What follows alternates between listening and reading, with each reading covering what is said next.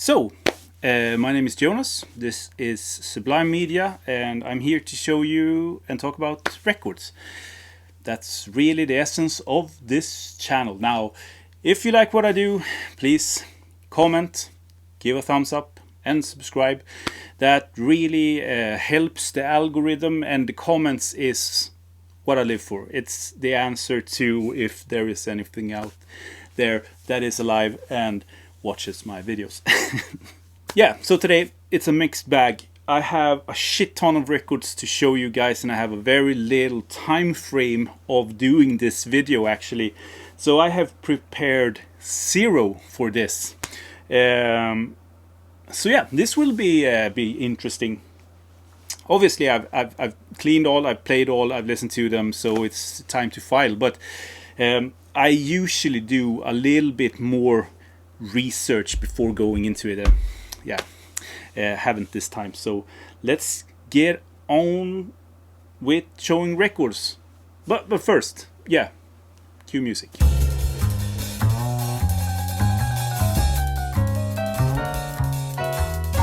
Okay, starting with 3 Swedish records. So I thought of just getting them out of the way, and then we go to the more international sort of realms of this video. This is King George Discovery. King George were, I think, an American or maybe a UK citizen. He teamed up with some pop Psych guys to record this one, and for what it is, it's a great record. It's issued, or it's figured in one of the Pokora books, and I've had some copies of this, always sold it. Don't know if it's a keeper this time. Another great one, and now we go into the jazz, is Göteborgs Musikkvartett Aftara on the Levande Improviserad Musik label that released 5-7 records, something like that. All of them good, or at least interesting, and this is no exception. This is fantastic, really good. 3-year jazz from Sweden, 1975. And a jealousy generator. Yes, that is a thing. I just said it, live with it. This is Sånger by Thomas Mera Gartz. This is the second time I have this record. Was not a huge fan the first time I had this and sold it. It's a rare record, it's an expensive record, and I managed to find it for a great price, a steal, maybe half of what it goes for otherwise. So I couldn't resist, and now I've listened to it 2 or 3 times, and it's really growing on me. So yeah, on Silence Records, the famous Silence, there you have it. It's the original inner sleeve, and it also came with it's like a pamphlet or a booklet with lyrics. Thomas Mera Gartz from Trägräs och Stenar, an international harvester. You know the deal. He was the drummer that defined the prog movement here in Sweden. An icon of the progressive and psychedelic movement. Highly recommended. Songs in Sweden, but that hasn't stopped big fans of Swedish psychedelia before. So, okay, moving on. This is Vanguard, again a Vanguard record. I have to check out if you have any sort of suggestions on more Vanguard records like this. Just give me a holler. Like folk, freak folk, and this is instrumental guitar virtuoso. Yes, that's the word I'm looking for. This is Sandy Bull. I think the first record that he put out. I have another one, and this is great. You also have drumming by Billy Higgins. A fantastic record, and definitely a cheap heat. Super cheap record. And talking about guitars, a completely different thing. A completely different monster all the way. This is Erdmenschen with Rachel Knispel duo. 6 pieces for 2 guitarists. And this is on FMP Records. So yeah, a free jazz record, but not in the free sense that it is unlistenable. That doesn't come from my mouth. That's my wife talking. but yeah, it's definitely acquired taste, but it's not super challenging. They keep it pretty tight. Yeah, when I went to Stockholm, I went to Andra Jazz, one of the best jazz shops in the world, still is. This is Shiku Freeman's Morning Prayer, a first Japanese press of this, with there's still the OB intact on What Not, Why Not Records. Great record with a killer lineup. You have, amongst others, Henry Threadgill, Cecil McBee, Steve McCall, and yeah, Ben Montgomery. I have one record more with Shiku Freeman, and it's super good, as is this. It's been on my want list for a great while, and this was on constant rotation before I sort of filed it. Maybe not the biggest jealousy generator, but I guess that some of you will be a little bit envious. I am. So this is Noi 2. Gatefold sleeve, not the first press, but early, I think maybe mid 70s brain with that yellow brain label. And if you know Noi, then you know how this sounds. It's fantastic. Noi is getting to be one of my favorite krautrock bands ever. And fantastic to be able to find that for insanely good price. And talking about great price, this was also a steal. Bloodrock USA at last. I don't know if this is called At Last or no, just USA. I think just USA. US press, thick cardboard. Love those gatefold sleeves, plastic sleeves. Really makes the artwork pop, doesn't it? This is heavy rock, just plain blues-based heavy rock, and they do a great job with it. This is a gem. This is an original first press of this. I know that it's been reissued not too long ago. But this is the first press. I was super stoked when I got this. I bundled it up on Discogs and got it for a great price. You have Chiron on bass. I think that is how you pronounce it. Chiron.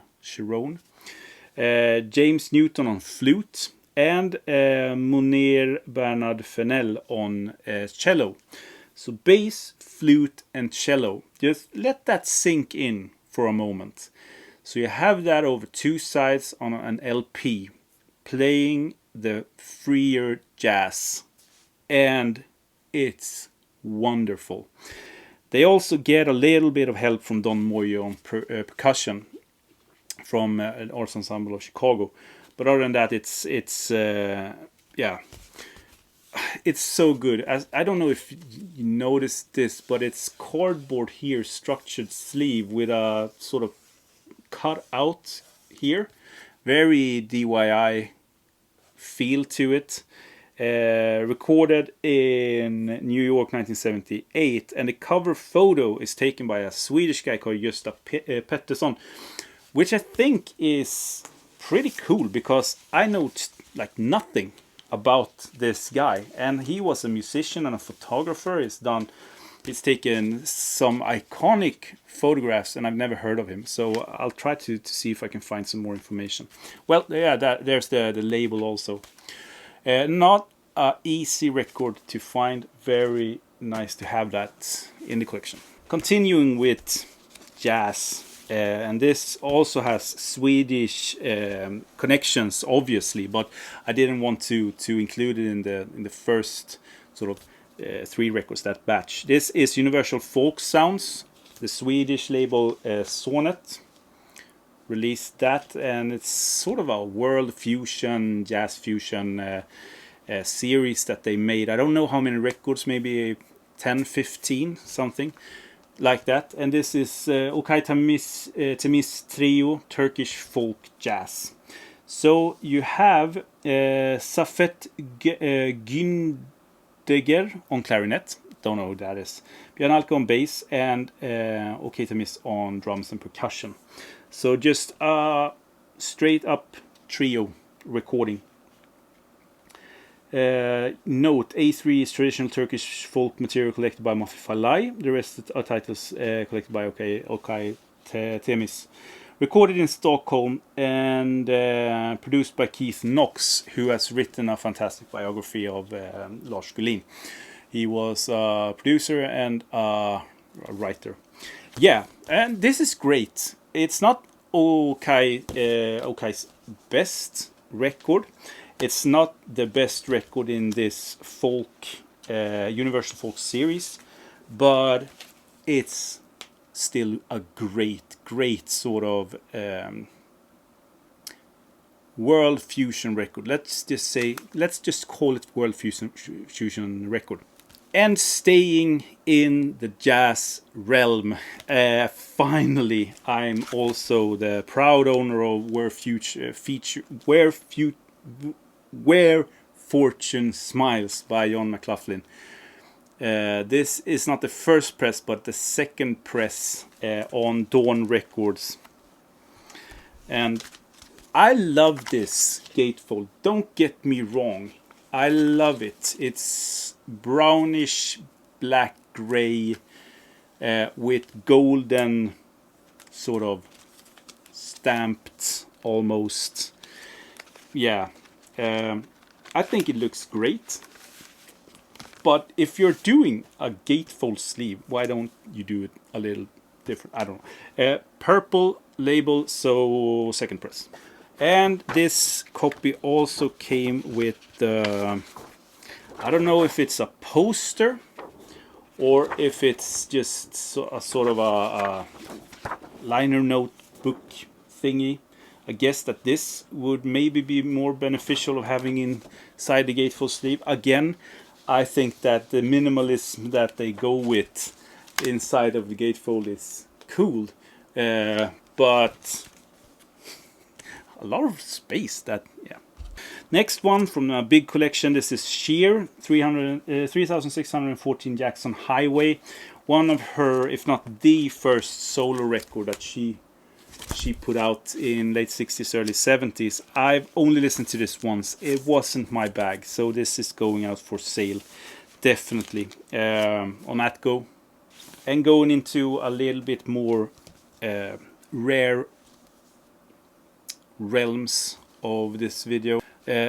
East of Eden, UK group, fantastic on DRAM. This is the first stereo press, and the record is called Mercator Projected. Mercator Projector. I'm Swedish. I'm sorry.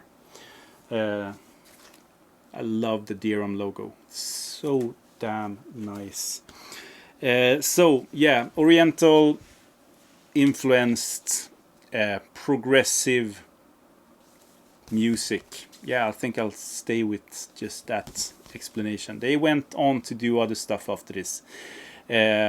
I mean, East of Eden still a great records, but this is the one to get, in my opinion. And I'm really glad to have a first press of it, a first stereo press of it. I had a US first press, but the UK is even cooler. So I think of all the records from this video, this is the one that I recommend the most to listen to. Okay, keep on keeping on. This is Savoy Brown, Looking In on Decca. This was also in the collection. I had a US, I think, reissue or maybe a first press of this that I sold. This is the boxed Decca. Don't know if it's a first or if it was unboxed to begin with. Okay, the next one is Sir Douglas Quintet +2 Honky Blues. I think that this is the first record that they released, or maybe second. Great cover artwork, I have to say. I really dig it. It's almost like beautiful ugly. on Smash Records. I think that the first one also were on Smash. A little bit more psychedelic cover artwork, but it's not a psychedelic record. It's a blues rock record all the way through. Maybe a little bit of country leanings, much. Okay, so the next one is Wildman Fisher, pronounced normal. I had no idea that Wildman Fisher had made anything more than the record on Bizarre that Zappa produced, which is almost an unlistenable record, but it's an experience, and as a collector it's kind of cool to have. But I stumbled upon this. He doesn't look to be in his best shape, but maybe he never were in good shape. This is definitely more musical than the other one. It's still him talking, but yeah, there is music on here. It's a quirky record. It's madness. I know it's madness. And where is the sort of musical qualities? Why have this? Why put down music on it or money on it? But I think that it's super interesting that you could do this or can do this. It's on Rhino Records, 1981. The next one, fantastic. This should be talked about more, definitely. It's a 2 LP set, and Madura. I know back in the day you could get this for next to nothing, and it's still a pretty cheap record. Horn-based rock, maybe. Hard to describe. Not a dull moment on this. A strong 4 out of 5. And a 5 out of 5 is this, the first UK press of Gun. Yeah, great. Progressive, heavy blues record. Classic, and in this case on CBS. Famous CBS. Had this... maybe a German press. I can't remember. But I sold it as soon as I got this. This is in near mint condition, in fantastic condition at least. And the first pressing in UK. This one, a pretty dull record, I have to say. Like, this is also from the collection. A pretty dull record, except for 1 or 2 songs, especially Toe Jam. It's... you can find it on YouTube. Check it out. It's a heavy psych insanity in a song. It's really, really good. A mind melter. This is Mount Rushmore 1969. Yeah, and as I said, a couple of good tracks, some duds, and especially that Toe Jam is fantastic on Dot Records. And moving in for the final 5, maybe. Yeah, this is the second one that I have of this. I had an exactly the same pressing, but with in worse condition. So I updated this. This is there's a Satanic Majestics Request by Rolling Stones. 3D cover, first UK press, stereo. With the red sort of burning inner sleeve and all that good shit. One of my favorite Rolling Stones records. There is so many good songs on this one that it's, I mean, Sing It All Together, Citadel, fantastic. 2000 Man, great. And on the B-side you have She's a Rainbow, obviously great. The Lantern, fantastic. 2000 Light Years from Home. It's a very, very good and highly interesting Stones record that, in my opinion, it's good. One of the Stones records I play the most. This is a good one. This is I bought this from John up in north of Sweden. This is Molok. I think that you pronounce it like that. Molok. And again, this should be talked about in the same sentence as Gun or H.P. Lovecraft or something like that when it comes to heavier Psych records. On Enterprise, this is very heavy. There's not a bad song on this one, and it's a little bit rare, but not super rare. You can get this pretty easily and not for too much money. But just finished playing this. Yeah, man, what a trip! If you put in Psych in the dictionary, there should be a picture of this. Experimental Psych, at least. This is Don Robertson with Dawn on Limelight. This is experimental. It's super psychedelic. It's almost like the soundtrack to a bad trip, I imagine. Like how that would sound. And Limelight, so many great records. First Press was able to score this for not too much money. Otherwise I would have left it alone. It's not the best Psych record that you will ever stumble upon. It's maybe the most sincere and honest. I don't know, but yeah. And some garage rock / pop for you. This is a band from the Netherlands that I've had on my want list for a great while, and finally was able to find a copy. The Clan with Join Us. Somewhat of a skeptical name, and yeah, The Clan, Join Us. But yeah, I don't think they are affiliated with Ku Klux Klan. This reminds me a lot of the good sort of pop from the 60s. Garagey pop, maybe a little bit of Psych leanings, but not much. I mean, they have definitely listened to the Beatles at this time period, but they didn't go all out. I think that they were bigger fans of Stones than Beatles, maybe. I don't know. But there's not a bad song on this. It's fantastic. So good, poppy, radio friendly, and yeah, very easy to listen to. Highest of recommendations, maybe one of the highlights of this video, I should say. So if you haven't heard The Clan, check it out. And finally, last but definitely not least, this is the opera.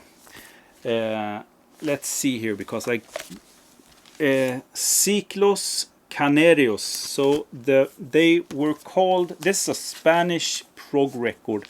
They were called the Canaries or Canarios, and I think they changed their name to Canarios for this one. Psychos. 2 LP set of a progressive opera. So this is like Tommy, but if Yes did a version of Tommy. It's almost, sometimes it feels almost like listening to a classical piece of music, but then again it swirls and it shifts and you are back to progressive again. Great artwork. Super cheap heat all the way. You can afford to buy a really nice copy of this for pretty cheap, so you can get it without pops and clicks. And I have big ass inner sleeves with different sort of, yeah, it's something. So yeah, that's it. I hope you enjoyed that. Pretty quick, very unedited up here at least. So yeah, if you have any questions, obviously just write them down and I'll answer them. I answer every single question. And I'll talk to you in my next video. Have a great day, everyone. Bye. So thank you so much for watching, and please consider subscribing if you haven't for more content like this, and give it a thumbs up just to show some appreciation. See you in my next video. Bye.